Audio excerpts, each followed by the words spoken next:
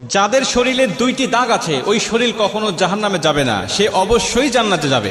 হাদিসটি সহিহ তিরমিজির 1669 নম্বর হাদিস এবং সহিহ আত-তারগিবের 1376 নম্বর হাদিস।